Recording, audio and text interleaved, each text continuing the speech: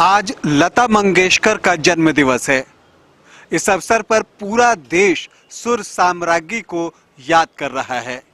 इस अवसर पर न्यूज बाइस्कोप की तरफ से हम भी उन्हें श्रद्धा सुमन अर्पित करते हैं। जब लता मंगेशकर से जुड़ी यादों की बात हुई है तो हम सभी जानते हैं कि संगीत उनका पहला प्यार था, या ये कहना उचित नहीं होगा, संगीत की तो वो आराधना करती थी, लेकिन क्रिकेट एक ऐसा खेल है जिनसे उन्हें बहुत प्यार था और बहुत लगाव था, और ये शुरुआती दिनों से ही था। और आपको बताऊं कि एक ऐसा भी मौका आया है जब उन्होंने भारतीय क्रिकेट टीम की आर्थिक मदद में अपना योगदान दिया था। बात 1983 विश्व कप की है। हम सभी जानते हैं कि 1983 में भारत ने 2 बार के चैंपियन वेस्ट इंडीज को हराकर विश्व कप का खिताब पहली बार जीता था।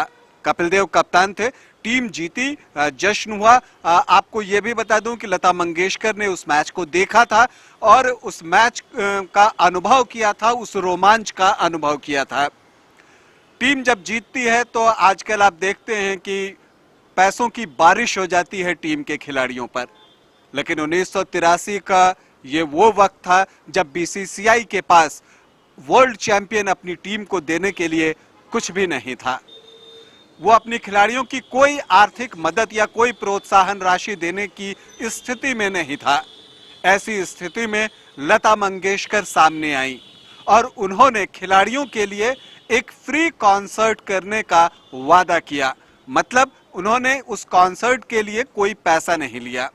वो कॉन्सर्ट हुआ दिल्ली के इंदिरा गांधी इंडोर स्टेडियम में, और वहां पर वो कॉन्सर्ट किया गया। और उस कॉन्सर्ट में की अगर हम बात करें तो एक जो गाना था कि भारत विश्व विजेता, जो कि इसी उद्देश्य से बनाया गया था, भारत के वर्ल्ड चैंपियन बनने की वजह से बनाया गया था, ये गाना गाया जिसे कि कंपोज किया था लता मंगेशकर के भाई हृदयनाथ मंगेशकर ने। गीत के बोल लिखे थे इंदिवर ने। तो ये गाना था, और जब ये स्टेज पर परफॉर्म किया जा रहा था तो इस गाने की खास बात ये थी कि उस वक्त जो वर्ल्ड चैंपियन टीम के सारे खिलाड़ी थे वो इस गाने को कोरस में उनके साथ पीछे पीछे गा रहे थे। तो ये उस कॉन्सर्ट का हाईलाइट था। इस कॉन्सर्ट से 20 लाख रुपए इकट्ठा किए गए और उस 20 लाख में से प्रत्येक खिलाड़ी को 1-1 लाख रुपया प्रोत्साहन राशि, या आप कह सकते हैं इनाम राशि के तौर पर दिया गया। तो ये था लता मंगेशकर का क्रिकेट के प्रति प्यार। सुनील गावस्कर उस वक्त उनके बहुत ही चहेते खिलाड़ी थे, और लता ने भी इस कंसर्ट के बारे में बोला कि जब हम ये गाना गा रहे थे, स्पेशल कंपोज किया हुआ भारत विश्व विजेता, और मेरे साथ जब सुनील गावस्कर और कपिल देव गा रहे थे तो वो बहुत अच्छा लग रहा था। मुझे पता नहीं था कि ये लोग न सिर्फ अच्छा खेलते हैं बल्कि अच्छा गाते भी हैं। तो इस तरह से संगीत की देवी लता मंगेशकर ने भारतीय टीम की आर्थिक रूप से मदद की, और उस कंसर्ट के लिए एक भी पैसा चार्ज नहीं किया बीसीसीआई से, बल्कि उस कंसर्ट से जितने भी पैसे आए वो सब भारतीय खिलाड़ियों को इनाम के तौर पर बांट दिए गए। क्रिकेट से जो उनका प्यार था वो यही नहीं था। बाद में अगर आप आगे जाएं तो वो हमेशा क्रिकेट को बहुत ही पसंद करती रही। सचिन तेंदुलकर के साथ उनका एक अलग रिश्ता था, और एक बार उन्होंने कहा था कि जो अपने रिश्ते के बारे में सचिन तेंदुलकर के साथ, कि सचिन तेंदुलकर मुझे माँ की तरह मानते हैं और मैं भी एक माँ की तरह उनके लिए प्रार्थना करती हूँ, और मैं ऐसा पुत्र जो है पाकर खुद को खुशकिस्मत समझती हूँ। तो ये था सचिन के प्रति उनका लगाव। उन्होंने ये भी कहा था कि मैं वो दिन नहीं भूल सकती जब सचिन ने पहली बार मुझे आई कहा था। आई का मतलब माँ होता है। तो ये था लता मंगेशकर और सचिन तेंदुलकर का रिश्ता।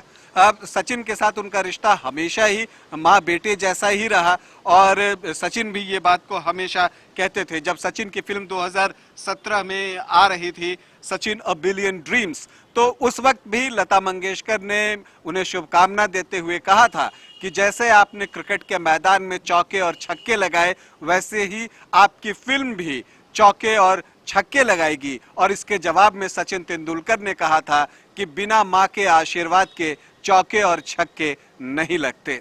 तो ये बताता है कि सचिन का रिश्ता जो है वो लता मंगेशकर के साथ कैसा था। और क्रिकेट से जो उनके लगाव की बात हम कहते हैं वो यही नहीं ठहरा। जब 2019 में इंडिया वर्ल्ड कप का मुकाबला सेमीफाइनल हार के बाहर हो गया था वर्ल्ड कप से, और उस वक्त ये बात जो है बहुत ज्यादा हो रही थी, सोशल मीडिया पर वायरल हो रही थी कि महेंद्र सिंह धोनी जो है वो संन्यास ले सकते हैं क्रिकेट से। तो उस वक्त भी उन्होंने धोनी के लिए एक ट्वीट किया था उन्हें कोट करते हुए, और कहा था, प्रिय महेंद्र सिंह धोनी जी, अभी ये बातें मुझे सुनने को मिल रही हैं कि आप रिटायरमेंट लेने वाले हैं, तो मैं नहीं चाहती कि आप रिटायरमेंट लें, पूरा देश नहीं चाहता, और मेरा भी रिक्वेस्ट यही है कि आप अभी रिटायरमेंट न लें, देश को अभी आपकी बहुत ज़रूरत है।